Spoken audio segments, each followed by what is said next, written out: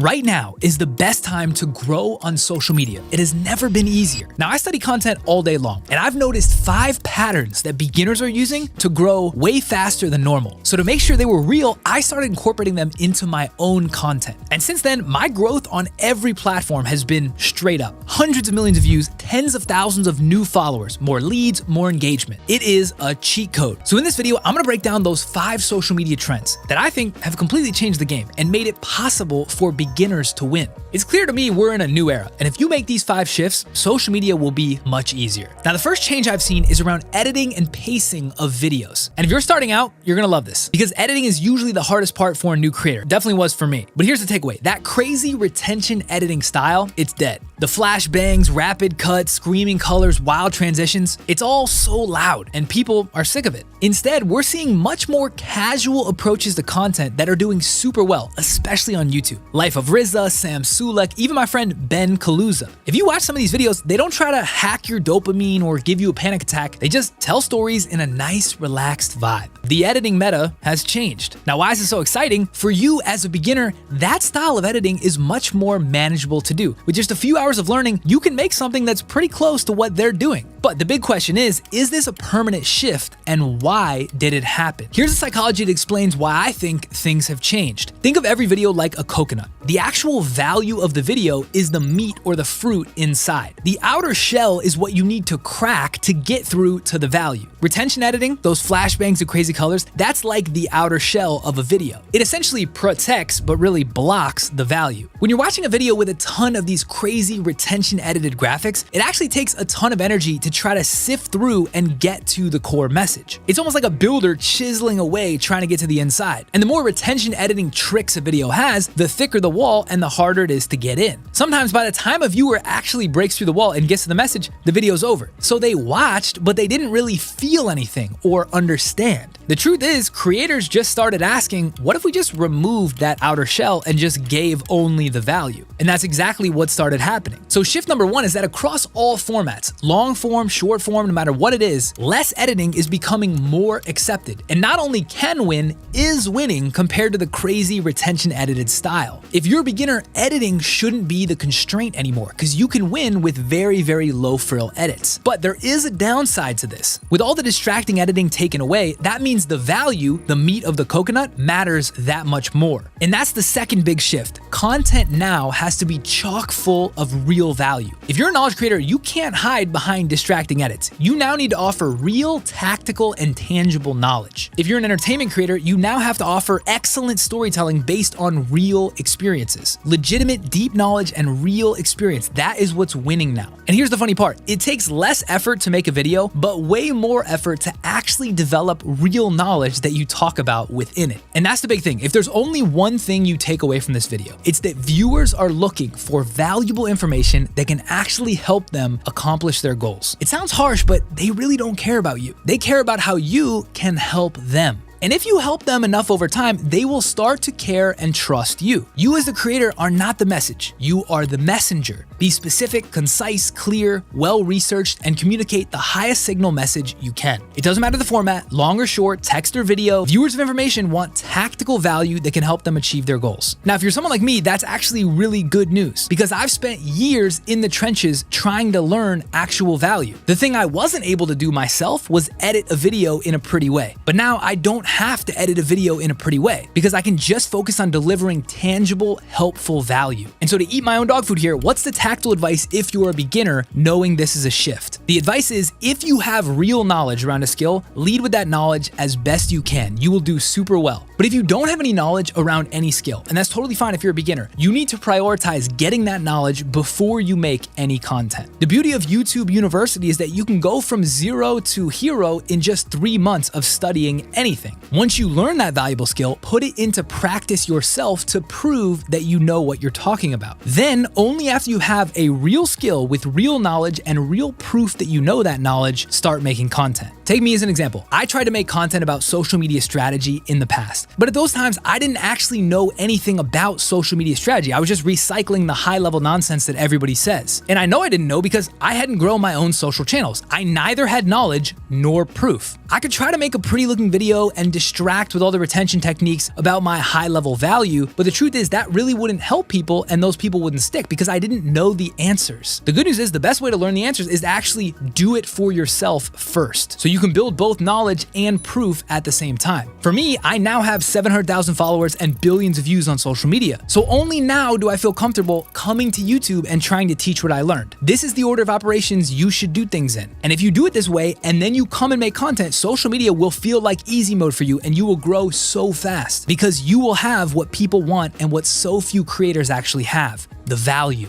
And I know this isn't what everyone wants to hear. You want to figure out a way to grow on social media and make money without doing that much work. But the truth is, the people you follow, the people you love, the creators you follow, they spent years actually learning. Build skills, then proof, then content. That is the order you should do things in, and you will crush in the next era of social media. Now, before going to the third thing, I just want to say, if you want to learn the skill of storytelling, that's kind of the thing I've become an expert in. I share all of my best stuff for free in my community, Wavy World. And in this video, I've been harping on the fact that you need to learn skills first. So if you want to learn the skill of storytelling with content, that's the skill I chose. If you want to learn that skill, everything's free in Wavy World. I got an invite for you in the description. Check it out if you want. Now, to build on what we said so far, retention editing is dead and high value knowledge is critical. The third major shift is that niche positioning can now win huge. So what does this mean? In the past, creators tried to be as broad as possible. More views meant more eyes meant more clicks meant more dollars. But the problem with going as broad as possible is that you really create a low target hit rate. For every 100 people that see your thumbnail or watch your video, maybe there's only 3 that actually share the niche interest that you're trying to build for. And if you have a low target hit rate, even if you have high views, what you really have under the surface is low depth of loyalty, a bunch of factions, and the inability to sell through products when you want to. Niches are being rewarded in a massive way when they weren't before. And that is because the algorithms have been updated to prioritize audience matching. Audience matching means that the algorithm looks to serve your second video to the same people that watched and liked your first one. The narrower your topic, the tighter that match, the more the algorithm is willing to find and push to people in that niche. And this change in algorithms happened because social media platforms matured. There are so many people watching YouTube and Instagram and TikTok that these super duper small niches that wouldn't have had enough people in them before have now gotten massive. For example, there might be 500,000 people that love watching live knitting content on YouTube. The knitting niche was much smaller 10 years ago. And so if YouTube tried this audience matching,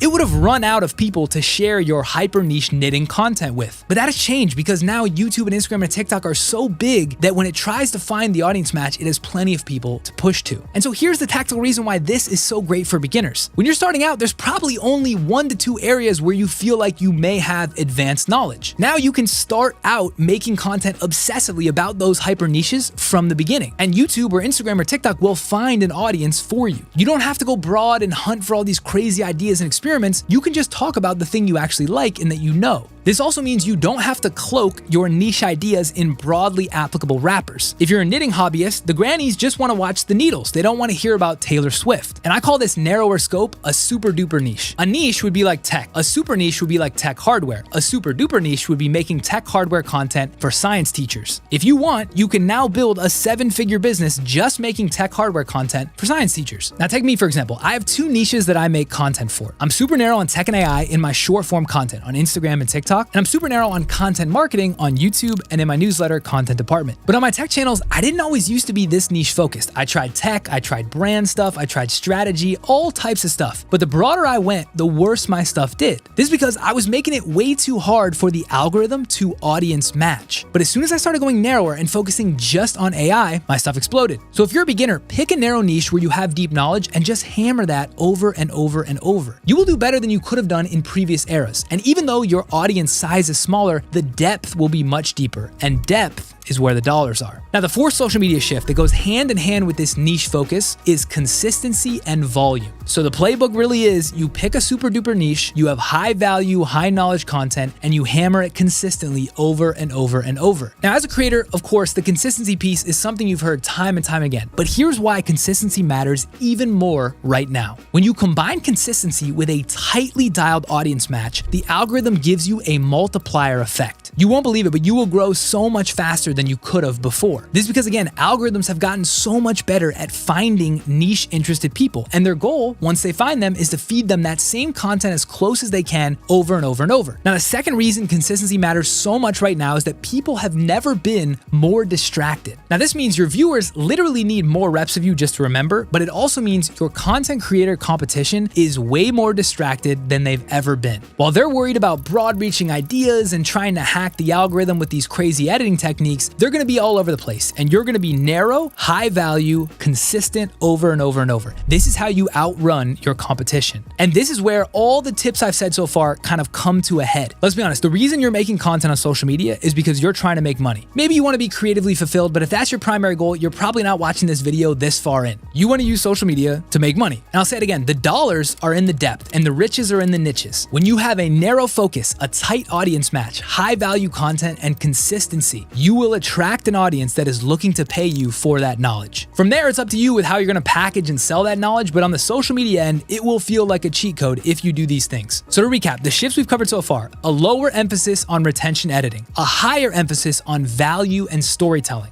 bigger returns from being niche focused, and more amplification from being consistent. Now, the fifth big shift for winning on social media, this is the last one, is what I call the modern content stack. And if you guys want, I'll make another video way more in depth on this in the future. Just leave it in the comments. The modern creator stack is the combination of short form video, long form video, and a newsletter. Short form for gas, YouTube for depth, and a newsletter for trust. I believe all modern creatorpreneurs that are gonna wanna make money on social media will need all three because they feed each other. If you wanna grow on easy mode and not have to put all your eggs in the basket of one video doing well, you need diversity of your channels. I've been doing short form for 2 years. I've had an email newsletter since I went full-time 1 year ago, and I started getting serious into YouTube about 6 months ago. And as I'm seeing all three ramp at the same time, the growth is crazy because they feed each other. So here's my tactical takeaway on this one if you're a beginner. If you're just trying to get the ball rolling and you don't have anything working, just pick one and ignore the other two for now. I recommend short form video because it's gonna be the easiest way to get to 5 to 10K a month, and you don't have to learn all of the YouTube skills like thumbnails, ideas, script writing, etc. I've got tons of free resources in the description if you want to learn short form, because that's what I know best. That's what I started with. And I'm actually building out a program to help people that are trying to take it seriously. Now, if you love writing and you don't want to be on camera, newsletters can be a great way to start, but they're kind of hard to grow unless you also have short form text platforms like X or Threads to drive traffic. YouTube is probably the most valuable of the three, but it requires a lot of skills. In addition to being on camera, you have to learn packaging, ideas, thumbnails, titles. There's a lot you have to learn with YouTube. That's why I didn't start with it. So if you're a beginner and you don't have anything going, I would pick one and attack it, but think in the back of your mind, you're gonna need to add the other two. Now, if you're not a beginner and you've tried one of these and you have some traction, I would think about adding one or both of the other ones. In the trainings that I'm putting together, I'm making a bunch of modules showing how I'm connecting the pipes between the three. I saw some growth on shorts alone, but once I started adding all three, I saw a ton of growth where one fed the other. I'll make more videos about this in the future, but just know when you have them all turned on, the growth is crazy, and it really does feel like social media is on easy mode. All right, so to recap the full video, these are the 5 tactical social media shifts that I'm seeing right now that I've incorporated in my own content that'll give you an opportunity to win on easy mode in 2025. Number 1, I picked an editing style that worked for me. It wasn't this crazy retention editing. We wanted a few templates. We wanted to keep it super manageable. Number 2, I focus on delivering max value and tactics in the weeds around the knowledge that I have in my content. High value content wins in this era. Number 3, I niched all the way down so that I could best tighten my audience match in the algorithm. For shorts, it's tech and AI. For long form, it's content marketing. Niche down as far as you can based on where your knowledge is. Number 4, I then doubled my consistency within that narrow focus. For shorts, I went from 3 a week to 4 or 5. And for longs, I started posting 2 YouTube videos every single week. And number 5, I added YouTube, I added the newsletter so that I had all 3, shorts, longs, and newsletter combined for the modern content stack. As soon as I did that, all of them started feeding each other and growth was off the charts. All right, that was a long one, but that's all we got for this video. Guys, as you know, I'm here to help you. So if there's anything I talked about that you want more details on, maybe I should make a separate video just on that, make sure to drop it in the comments. I have tons of free stuff, tons of free links in the description, so check that out. And until the next one, we'll see you then. Peace.